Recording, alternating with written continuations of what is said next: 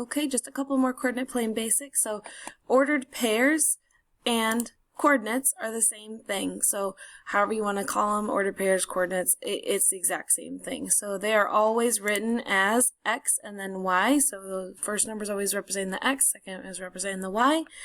The x-axis tells us whether we're moving right or left. So if it's positive, we'll move right. If it's negative, we'll move left. And then we do the y-axis, which tells us to move up or down. If it's positive, it'll be up. If it's negative, it'll be down. So we always move right or left first, then up or down. Very important to remember that. So let's take just a quick moment to graph these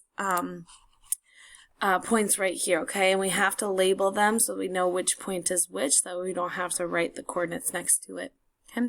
So for A, it's got a 5, that's going to be positive, and we're moving to the right. So we're going to move to the right 5, and then negative 3 means we're going down 3. I'm not going to take the time to label each one because I'm plotting them with you, but please go ahead and put an A next to that, okay? I'll show you some examples in our mini lessons, but right now I'm just showing you on here where the dot goes, but please label them with the letter. So you should have an A next to this first one, okay? So then point B, we got negative 2, that's going to be to the left 2, and then up 4. Like I said, I'm just doing these real quick with you. Label that B. C is going to be negative 1, negative 6, so that means we're moving to the left 1 and then down 6, so all the way down here, label that C.